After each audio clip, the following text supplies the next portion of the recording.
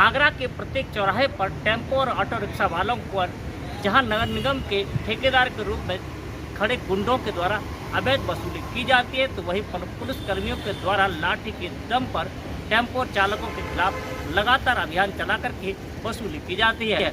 इसको लेकर के जहां टेम्पो चालक एक लंबे समय से प्रताड़ित हैं और पीड़ित हैं, तो वहीं पर अब उनकी आवाज़ को आवाज़ देने के लिए गरीब सेना ने मोर्चा खोल दिया है।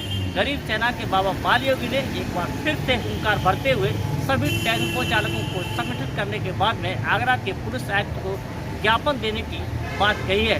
उन्होंने कहा है कि जिस तरीके से टेम्पो चालकों का शोषण और उत्पीड़न हर चौराहे पर पुलिसकर्मी और चौराहे पर खड़े गुंडों के द्वारा किया जा रहा है, वह अब असहनीय हो गया है।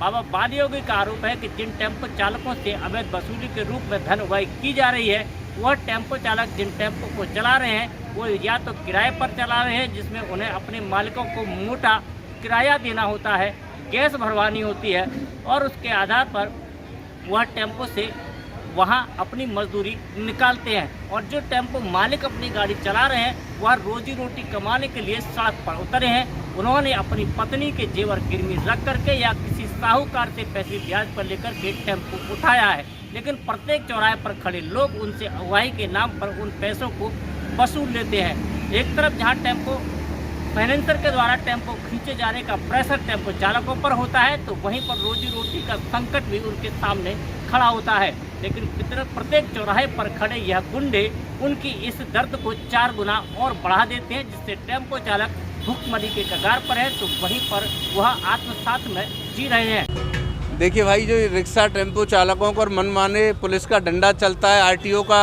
चालान चलता है, नगर निगम के अवैध गुंडे जो टैक्स वसूल करते हैं, उनके विरोध में हम लोग 23 मई 2025 को कोठी मीना बाज़ार में इकट्ठे होकर के कमिश्नर का घेराव करेंगे। उसी के लिए चौराहे चौराहे जाकर के सब लोगों को जानकारी दी जा रही है।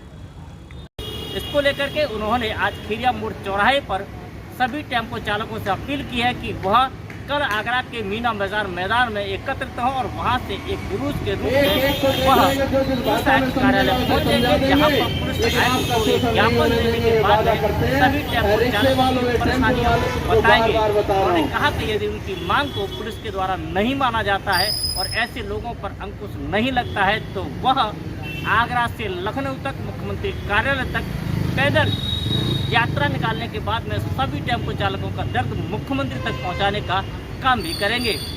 अपने कैमरा पर्सन वाहिद अली के साथ में राकेश कुमार, इंडिया न्यूज़ 1 आगरा। यही है भाई कि पुलिस हर गरीब आदमी पे बिना सोचे समझे डंडा चलाती है, गाली गलौज करती है, मारपीट करती है। कोई भी ठेकेदार आता है उसमें गाड़ी में सुआ मार देता है, गाली गलौज करता है। तो ये कोई चोर डकैत नहीं है, टेम्पो रिक्शा चला रहे हैं तो इनकी स्थितियाँ खराब हैं। रोजगार रोज कम हो रहे हैं, बेरोजगारी तेजी से बढ़ रही है।